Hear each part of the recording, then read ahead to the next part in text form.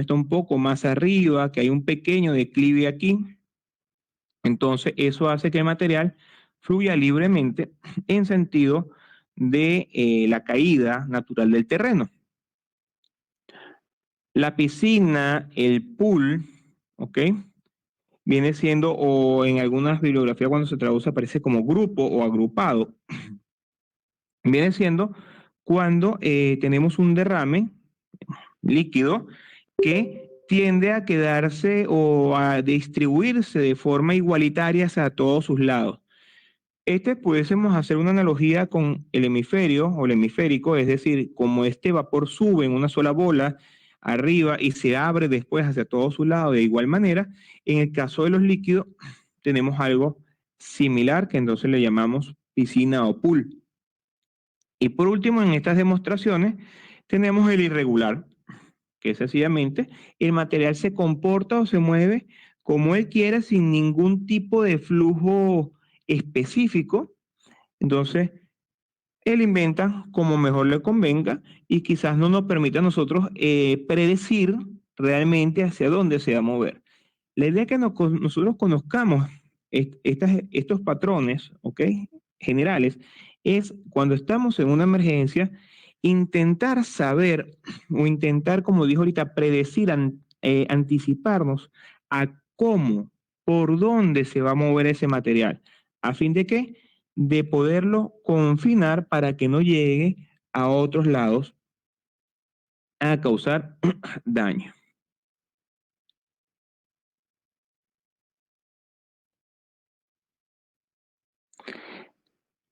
Tenemos que revisar algunos aspectos sobre los riesgos, tanto físicos como a la salud, producen estos elementos químicos a los cuales nosotros vamos a estar expuestos. ¿Ok? Ya nosotros al principio de la capacitación, ya hace 5 días, señores, estamos cumpliendo nuestra quinta sesión para cumplir nuestras 16 horas de curso. Dividimos bien el tema de lo que era el peligro, lo que era el riesgo, ¿ok? Entonces, sabemos que el peligro es esto, es el material per se es un peligro, pero nosotros tenemos el riesgo de sufrir las consecuencias o de sufrir lesiones o de sufrir contaminación. Y acá entonces empieza a aparecer un término importante para nosotros, que es la exposición.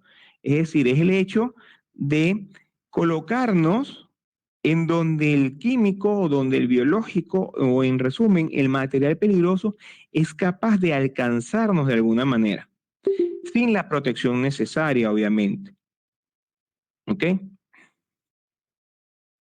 Cuando hacemos esta exposición, cuando de alguna forma estamos cerca del hazmat, hay dos elementos importantes que van a venir a nosotros, como son el LD y el LC.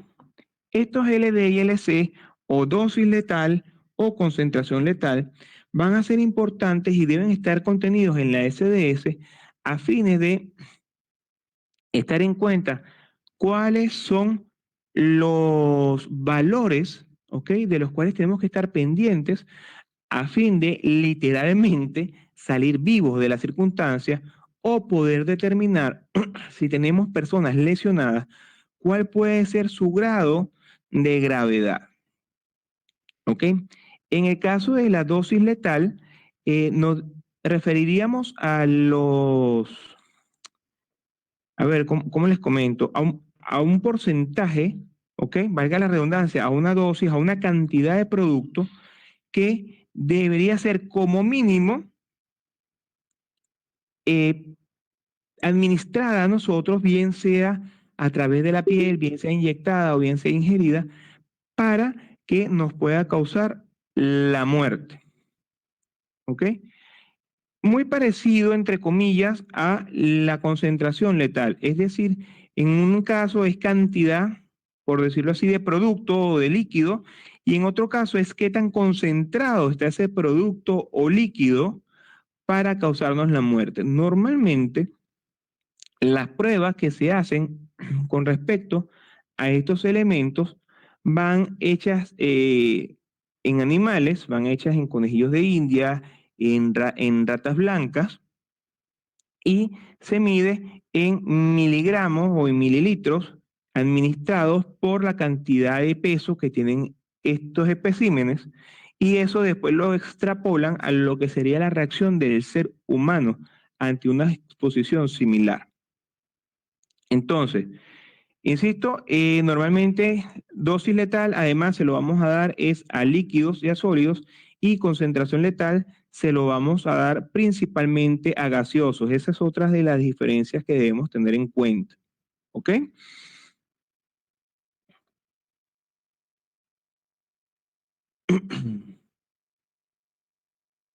Todo tiene un límite. Yo sé que hay muchos acá presentes que trabajan, laboran o en algún momento han estudiado la parte de gestión de riesgo. Y recuerden entonces que normalmente decimos que el riesgo te afecta por dos vías, por intensidad o por tiempo de exposición. Entonces, en ese caso o haciendo esa otra asociación, la primera parte que veíamos de LC o LD nos referiríamos a la intensidad, ¿ok? Sin embargo, también tenemos afectación por tiempo de exposición. ¿Qué significa esto? Que quizás en ese momento las concentraciones no son lo suficientemente fuertes, ¿ok? O la dosis no es lo suficientemente fuerte como para causarnos la muerte o desarrollar un efecto patológico de manera inmediata. Sin embargo, el estar expuesto de forma crónica a este tipo de elementos sí lo puede generar. Cuando hablo de forma crónica, en este caso podemos referirnos tranquilamente a lapsos de que van desde días, horas, hasta años inclusive o meses. ¿Qué va a pasar? Que entonces yo voy a estar con una exposición a una cantidad quizás pequeña de un hazmat, pero lo voy a estar durante mucho tiempo y ese constante, esa administración permanente de ese material va a poder lograr al final igual causarme daño.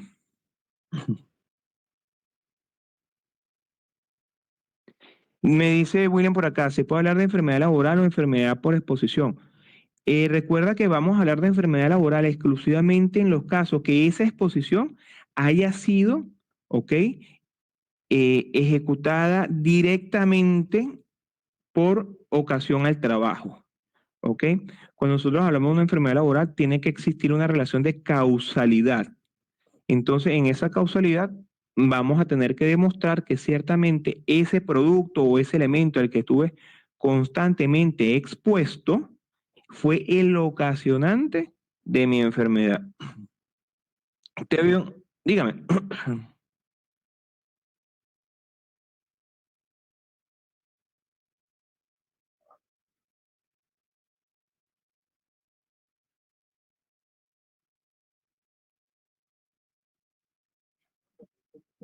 Ujú.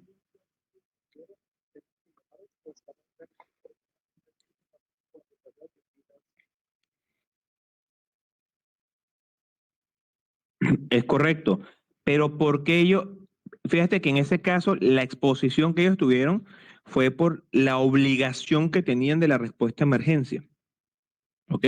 Entonces allí probablemente sí tengas una relación de causalidad medianamente clara, o sea, yo no estoy ahí porque quise, yo no estoy ahí porque yo estaba de mirón, yo estoy ahí porque yo estaba obligado, laboralmente hablando, a involucrarme en ese proceso para dar respuesta a la situación. Entonces, cuando hablamos de una enfermedad laboral, siempre tenemos que estar muy claros en ese sentido. La exposición que hubo en Villa El Salvador por GLP, mm, el único así, o sea, a grosso modo ahorita, sin abrir mucho el análisis, que hubiese podido alegar que tuvo una exposición de carácter laboral, era el conductor del camión. ¿Por qué? Porque dentro de su función está la manipulación de ese material. Los transeúntes no entrarían dentro de una clasificación de laboral. En algunas legislaciones, en algunas, donde el espectro del accidente in itinere o en el trayecto está muy amplio, Quizás puedas relacionar un poco algunas lesiones, pero no en el caso nuestro realmente. Bueno, mi instructor, disculpe, acá en Chile nuestra legislación habla a causa o con ocasión. Por Y ahí hace eso, mención a lo que tú mencionas. por eso es que te hago la acotación, dependiendo de qué tan amplio esté el espectro del itinere, ¿ok? Porque en Venezuela es lo mismo. En Venezuela, ¿qué pasaba? La legislación está tan abierta que si te agarra el choro, el ladrón en el camino de la oficina, el trabajo, y te dispara o te puñalea, entonces lo tenías que reportar o lo tienes que reportar como un accidente ocupacional. Tú dirás, pero si no estaba trabajando, estaba en el camino. Sí, pero él está en el camino con ocasión al trabajo. Es decir, él se estaba movilizando porque tenía que ir a cumplir su obligación laboral, si no, él no hubiese salido de su casa. Entonces, va a depender mucho, en ese caso, del estudio jurídico que se haga en cada caso. Pero cuando queremos hablar de una enfermedad laboral, que también es muy diferente a un accidente, ¿ok? Tenemos que estar clarísimos que tiene que establecerse una relación de causalidad de forma imperativa. Entonces, bueno, en los límites de exposición, como les comentaba, viene siendo esto, todo lo que puede estar ocurriendo en horas. Tuve un caso con pesticidas en una oficina cerrada. Me realizaron una fumigación con organofosforados y como ustedes bien saben, el organofosforado puede degradarse, pero en tierra, en espacio abierto, se usa para el tema agroindustrial. Y normalmente cuando trabajamos en zonas cerradas usamos el piretroide para que el efecto residual no llegue al ser humano. Bueno, hicieron esta mala aplicación de pesticidas y fue por límite de exposición que la gente se empezó a enfermar. Pasó una semana, no había nada, pasó 2 semanas, una persona se empezó a sentir mal, pasó 3 semanas, había 15 personas sintiéndose mal porque no se habían percatado de que era la exposición constante al residual del químico que había quedado en las áreas cerradas de la oficina. Obviamente esto se descubre o se llega a determinar una vez que se hace todo un proceso literalmente hazmat, se cierra toda la oficina, se acordona, se confina, se empieza a hacer todo un proceso de limpieza, de dilución de material y en la toma de pruebas de estos procesos, entonces logramos determinar qué había presente. Sí, inicialmente el transeúnte en ese caso sería un accidente común hasta que judicialmente se demuestre lo contrario, porque ni siquiera es normalmente el ente administrador, no es la vía administrativa la que determina si algo es laboral o no. Eso tiende a ser en casi todas las legislaciones por vía judicial. El tribunal laboral es el que termina de dar ese elemento. ¿Qué ocurre? Tenemos tres tipos de contaminaciones, estimados. Tenemos primaria, terciaria, secundaria y terciaria. Cuando hablamos de la contaminación primaria, va a ser algo muy fácil. ¿Quién se contamina de forma primaria? Aquel que ha tenido contacto directo con el elemento.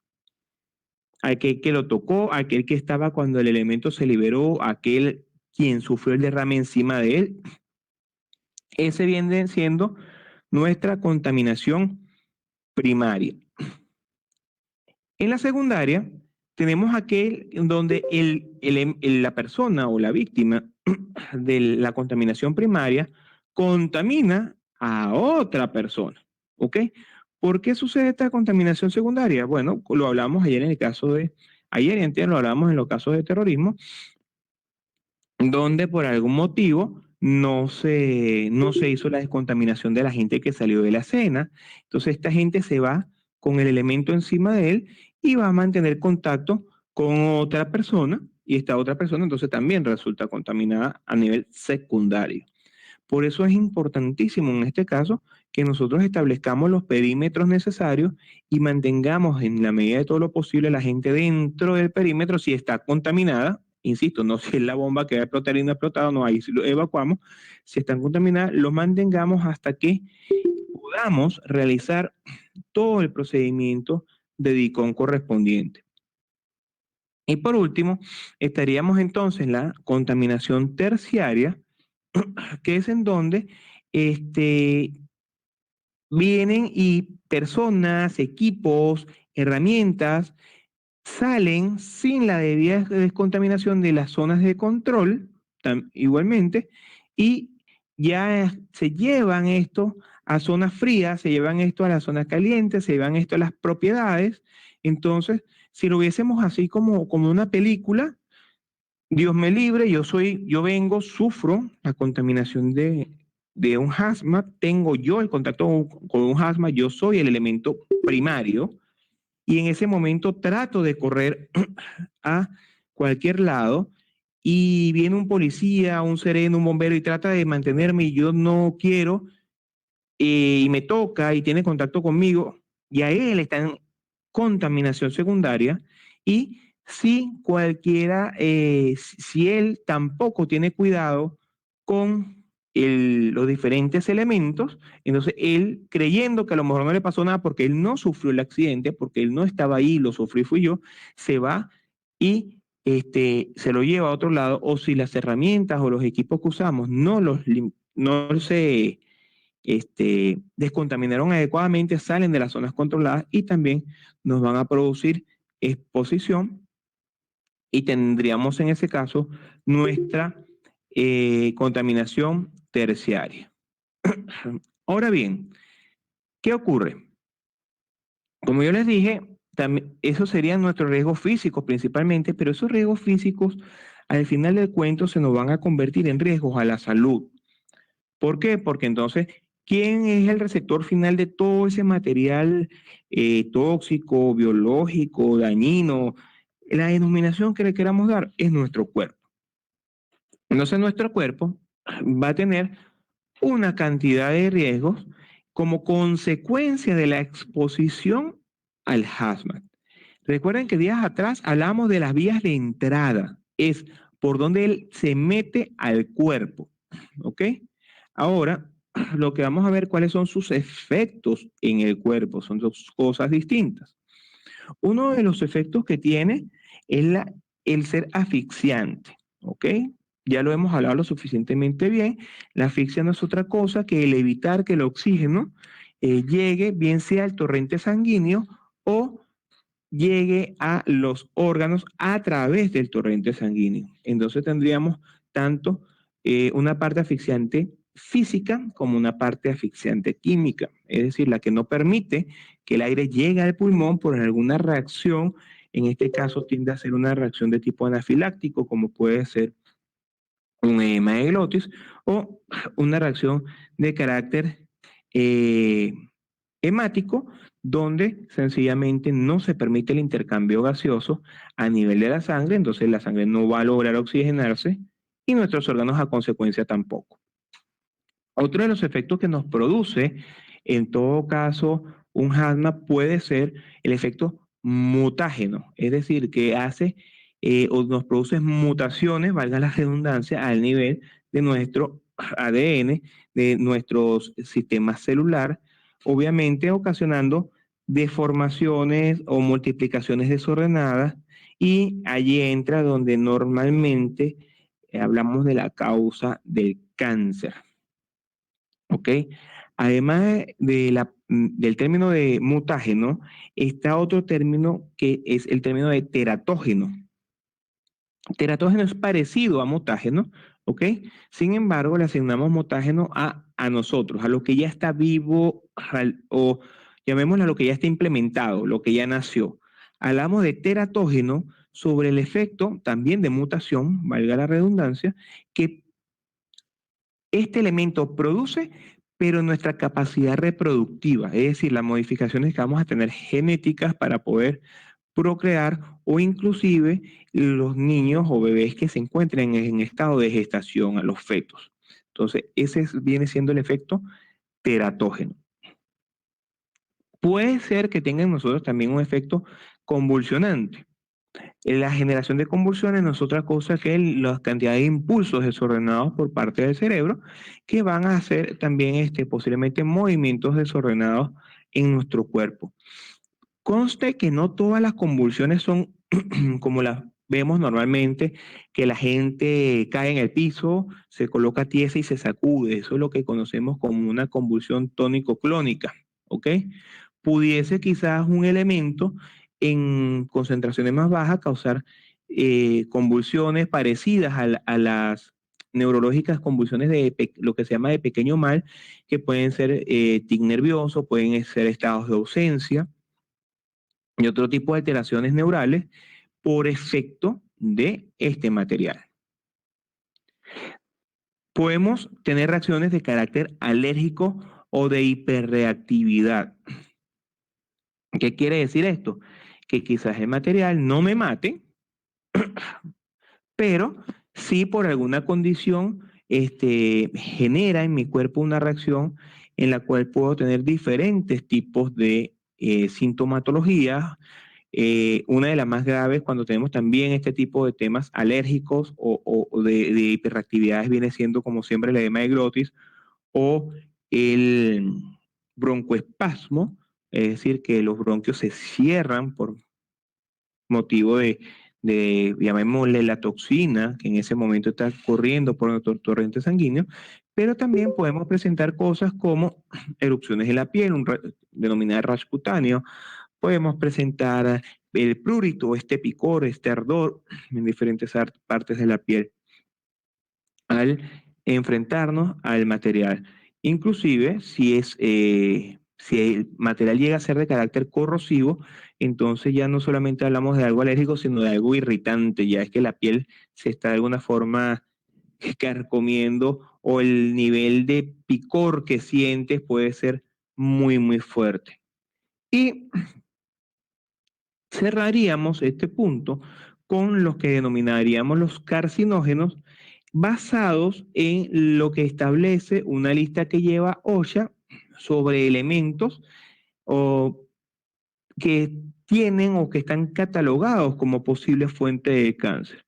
Entonces, si bien sabemos que, por ejemplo, los mutágenos, los teratógenos pudiesen causar cáncer al alterar nuestro ADN y al alterar nuestras células vivas, también sabemos que entonces OSHA tiene su lista a fin de determinar ya de base algunos elementos con esa categoría de carcinógenos y que también debemos estar muy, muy atentos de ellos. Adicionalmente, cuando manejamos los materiales, vamos a tener otras dos formas de manejar. Casi se me va esto, disculpen. ¿Qué va a pasar acá? Vías de entrada y también les comenté hacia qué órganos iban. Entonces, dependiendo hacia qué órgano va cada elemento o cada material peligroso al cual una persona puede estar expuesto, entonces también tiene sus denominaciones o su terminología. Voy a poner otra vez el punterito para poderles resaltar. Listo. Cuando hablamos de aquellos que afectan los riñones, perdón, sí, los riñones, hablamos de los nefrotóxicos, ¿ok?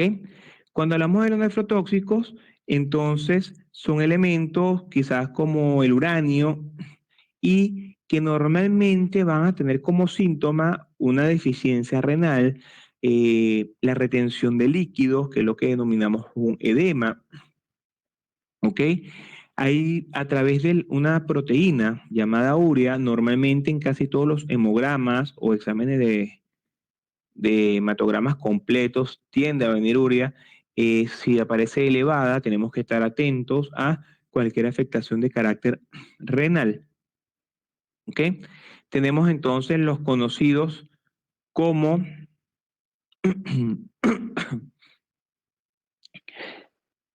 les decía entonces los hepatóxicos, que vendrían siendo los que atacan al riñón, riñón, mírenme a mí, disculpen, al hígado. Hepatóxicos normalmente se van a lograr ver a través de niveles elevados de transaminasas, que es un examen que se realiza para ver qué tanto está la función renal. La persona pudiese empezar a presentar ictericia, que es esta piel amarillenta, nos da a entender que también hay una afectación a nivel hepático, ¿ok? Tenemos los neurotóxicos, que no son otros que los que afectan nuestro sistema neurológico. Pueden afectar en diferentes niveles, bien sea a nivel del sistema nervioso central o a nivel del sistema nervioso periférico. Normalmente podemos identificar que tenemos alguna afectación neurológica porque se nos presentan temas como inclusive las mismas convulsiones que ya comentamos anteriormente. Podemos tener temas de falta de fuerza motora, de falta de coordinación. Podemos presentar elementos como la disartria, es decir, la dificultad para hablar. Podemos presentar afasias, podemos presentar múltiples elementos desde el punto de vista de el manejo o el cambio de los reflejos que nos pueden decir, ya va, esta persona no está funcionando al 100%, algo le está afectando. Obvio, cuando nosotros somos los respondedores de emergencia, no es que porque tenga un tema neurológico vamos a definir que eso es un neurotóxico, no, bien sabemos que hay muchos de los síntomas que he dicho que pueden deberse a diferentes tipos de patología, incluso algunos referirse a un ACV tanto isquémico como hemorrágico, puede ser un tema por estudiar su etiología, pero si sabemos que la persona ha estado expuesta a temas de hazmat, entonces yo debo de sospechar también como fuente el mismo producto. En el caso neurológico y cualquiera de los otros casos que estamos hablando, en este tipo de elementos. A nivel eh, sanguíneo, hay otros tipos de productos que pueden afectar, pueden produciendo la cianosis viene siendo esa falta de oxigenación en sangre, el monóxido de carbono, recuerden que hablábamos de la muerte feliz, por ejemplo, ¿qué pasa? Por decirlo así de una forma muy coloquial, muy básica, imaginemos que cada globito rojo tiene un asiento, ¿ok? Y ese asiento que está allí, es para que lo ocupe el oxígeno, como si fuese una montaña rusa. Él viene con CO, el monóxido se baja y se monta un nuevo oxígeno, pero cuando hay monóxido de carbono, como hay una molécula de oxígeno, es más fácil que descomponer las dos de los dos. Entonces viene y se monta, es el carbón en vez de montarse el oxígeno. Y se va el carrito con el carbón. Y te empiezas de alguna forma a intoxicar, no oxigenas adecuadamente y terminas durmiéndote. Por eso el tema de muerte feliz, para darles un ejemplo así, muy fácil. Monóxido de carbono y benceno son de los dos ejemplos que podemos conseguir para este elemento.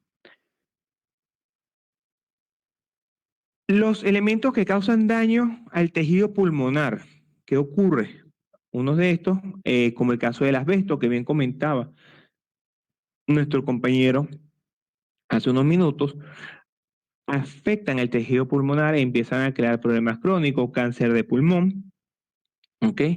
Entonces empiezan a presentarse síntomas como disneas, es decir, una dificultad respiratoria, pero que ya se convierte en crónica, ¿ok? Podemos pasar por enfermedades obstructivas crónicas, podemos tener temas de que broncoespasmos continuos, la persona necesita estar siendo constantemente nebulizada y debemos tenerla en el radar, insisto, cada vez que alguien haya sido expuesto a asma. Las toxinas que afectan el sistema reproductivo producen mutaciones, ¿ok? Bien sea infertilidad, bien sea defectos en cuanto a la gestación del feto. Tenemos igualmente entonces aquellas que afectan a la piel como tal, las que vamos a llamar generadoras de daño cutáneo, ¿ok? ¿Qué hacen? Insisto, como dijimos hace un minuto atrás, pueden producir irritación, pueden producir picor, pueden producir resquebrajamiento de la piel, resequedad,